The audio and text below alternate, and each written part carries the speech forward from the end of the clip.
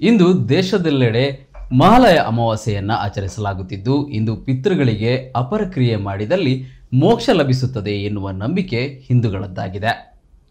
ಅಪರಕ್ರಿಯೆಗೆ ಅತ್ಯಂತ ಪ್ರಸಿದ್ಧ ಕ್ಷೇತ್ರವಾದ ದಕ್ಷಿಣ ಕಾಶಿ ಎಂದೇ ಪ್ರಸಿದ್ಧಿಯಾಗಿರುವ ದಕ್ಷಿಣ ಕನ್ನಡ ಜಿಲ್ಲೆಯ ಪುತ್ತೂರು ತಾಲೂಕಿನ ಉಪ್ಪಿನಂಗಡಿಯ ಸಹಸ್ರಲಿಂಗೇಶ್ವರ ಕ್ಷೇತ್ರದಲ್ಲಿ ಪಿತೃಗಳ ಪಿಂಡ ಪ್ರದಾನಕ್ಕೆ ಭಕ್ತಸಾಗರವೇ ನೆರೆದಿತ್ತು.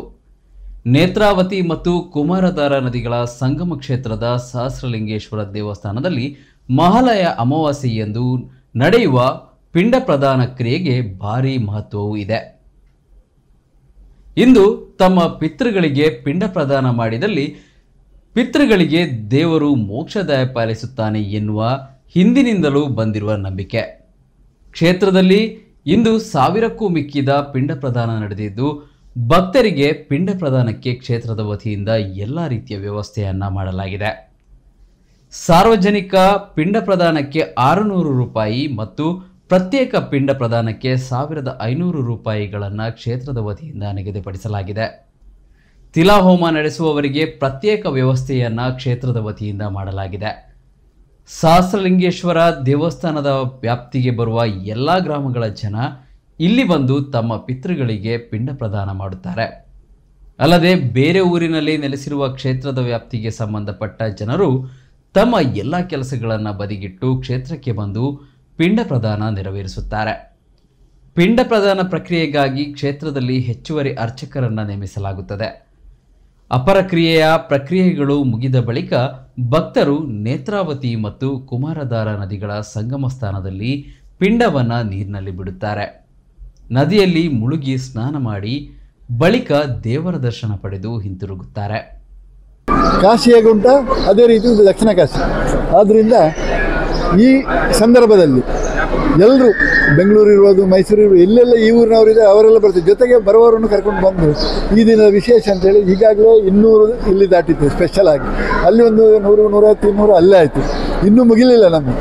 ಆದ್ದರಿಂದ ಅಪರಕ್ರಿಯೆ ಗತಿಸಿ ಹೋದವರಿಗೆ ಹೇಳಿದರೆ ನಮ್ಮ ಪಿತೃಗಳಿಗೆ ಪಿಂಡ ಪ್ರದಾನ ಮಾಡಿದರೆ ಅವರಿಗೆ ಸದ್ಗತಿ ಸಿಗ್ತದೆ ಅಂತ ಹೇಳುವ ಒಂದು ವ್ಯಾಖ್ಯಾನ.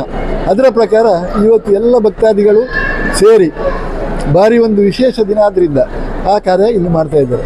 ಆದ್ದರಿಂದ ಇದು ಪಿತೃ ಪಕ್ಷ ಅಂತೇಳಿ ಇದಕ್ಕೆ ಹೆಸರು. ಪಿತೃಗಳ ಕಾರ್ಯ ಮಾಡಲಿಕ್ಕೆ ಇದು ಭಾರಿ ಒಳ್ಳೆಯ ಕ್ಷೇತ್ರ ಪ್ಲಸ್ ಟೈಮು. ಮಹಾಲಯ ಅಮಾವಾಸ್ಯೆ ಅಂತೇಳಿ. ಆದ್ದರಿಂದ ಎಲ್ಲ ಜನರು ಬಂದು ಪಾಪ ಕ್ಯೂವಲ್ಲಿ ನಿಂತು ಬಿಸಿಲಲ್ಲಿ ನಿಂತು ಎಲ್ಲ ಕಾರ್ಯ ಮಾಡಿಸ್ತಾ ಇದ್ದಾರೆ. ನಾವು ಕೂಡ ಅಷ್ಟೇ ಬೆಳಿಗ್ಗೆಯಿಂದ ಈಗ ಬಂದು 6 ಗಂಟೆಗೆ ಬಂದಿದ್ದೇನೆ ನಾನು. ಬರುವಾಗ ನಮ್ಮ AC ಸಾಹೇಬರು ಕೂಡ ಬಂದರು, ನಿಮ್ಮ ಪುತ್ತೂರಿನ. ಅವರು ಕೂಡ ಅವರ ತಾಯಿ ತೀರಿಯೋಗಿ ಸಮಯ ಆಗಿದೆ, ಕಾರ್ಯ ಮಾಡಿದರು. ಆದ್ದರಿಂದ ಈ ಕ್ಷೇತ್ರ ಅಪರಕ್ರಿಯೆಯಿಂದಲೇ ನಡೆಯುವುದು. ಇಲ್ಲಿಗೆ ಮೇಜರ್ ಇನ್ಕಮ್ ಕೂಡ ಅದೇ. ಮತ್ತು ಇದನ್ನೇ ಇನ್ನೂ ಕೂಡ ಅಭಿವೃದ್ಧಿಪಡಿಸಿದರೆ ಇಲ್ಲಿ ಭಕ್ತ ಜನಗಳಿಗೆ ಕೊರತೆಯೇ ಇಲ್ಲ. ಸಾಕಷ್ಟು ಕಾರ್ಯಕ್ರಮವನ್ನು ಇಲ್ಲಿ ಹಮ್ಮಿಕೊಳ್ಬೋದು. ಈಗಾಗಲೇ ನಮ್ಮದೆಲ್ಲ ಪ್ಲ್ಯಾನ್ ಉಂಟು. ಅದು ಏನಾಗ್ತದೆ ಅಂತ ಗೊತ್ತಿಲ್ಲ ನಮಗೆ. ನಮ್ಮ ಕೈಯಲ್ಲಿ ಆಗ್ತದೆ ಇಲ್ಲ, ಮೊದಲಿನವರು ಮಾಡಲಿಕ್ಕೆ ಆಗಲಿಲ್ಲ ಅವರಿಂದ. ಈಗ ನಮ್ಮ ಕೈಯಲ್ಲಿ ಆಗ್ತದೆ ಅಂತ ಗೊತ್ತಿಲ್ಲ. ಬಟ್ ಆಗಬೇಕಂತ ದೇವರಲ್ಲಿ ನಿತ್ಯ ಪ್ರಾರ್ಥನೆ. ನಮ್ಮದು ಎಸ್ಟಿಮೇಟ್ ಹೋಗಿದೆ, ಪ್ಲ್ಯಾನ್ ಹೋಗಿದೆ, ಮತ್ತು ಪರ್ಚೇಸಿಗೆ ಅದು ಕೂಡ ಆ ಜಾಗದ್ದು ಹೋಗಿದೆ. ಎಲ್ಲ ಪ್ರಿಲಿಮಿನರಿ ಸ್ಟೇಜಲ್ಲಿ ಉಂಟು. ಇನ್ನೊಂದು AC ಅವರು ಭಾರಿ ಇಂಟ್ರೆಸ್ಟ್. ಈಗಿನ ಕಮಿಷನರು ಬೆಂಗಳೂರಿನವರು ಅವರಿಗೆ ಭಾರಿ ಬಾಸ್ ಆಗಿದ್ದರಂತೆ. ಇವರು ಹೇಳಿದ ಮಾತಿಗೆ ಗೌರವ ಉಂಟಂತೆ. ಈಗ ಇದನ್ನೆಲ್ಲ ತೆಗೆದುಕೊಂಡು ಹೋಗಿದ್ದಾರೆ. ಒಂದು 15 ದಿವಸದೊಳಗೆ ಅದಕ್ಕೊಂದು ಆರ್ಡರ್ ಆಗ್ಬೋದು. ಮತ್ತು ಪಾರ್ಟಿ ಕೂಡ ಒಪ್ಪಿದ್ದಾರೆ ನಮ್ಮಲ್ಲಿ. ಹೇಗಂತ ಹೇಳಿದರೆ, ನನಗೆ ಮೊದಲು 3 ವರ್ಷದಿಂದ ಇಂದಿನ ಕಮಿಟಿಯವರು ಕೊಟ್ಟ ರೇಟನ್ನು ಈಗ ನನಗೆ ಕೊಡಲಿಕ್ಕೆ ಆಗಲ್ಲ. ಆದರೂ ಅವರಿಗೆ ಬೇರೆ ಕಡೆಯಿಂದ ಇನ್ಫ್ಲುಯೆನ್ಸ್ ಬಂದು ಆಗ ಅವ್ರ ಹೆಂಡತಿ ಹೇಳಿದ್ರಂತೆ ಅದು ನಾವು ದೇವಸ್ಥಾನ ಕೊಡೋದು ಒಪ್ಪಿದ್ದು, ಅದನ್ನು ಕೊಡಲೇಬೇಕು. ಆದ್ದರಿಂದ ಅದರಲ್ಲಿ 2 ಮಾತಿಲ್ಲ ಅಂತೇಳಿ ಈಗ ಮೊನ್ನೆ ಪುನಃ ಹೋಗಿ AC ಬರ್ಕೊಟ್ಟು ಬಂದಿದ್ದಾರೆ.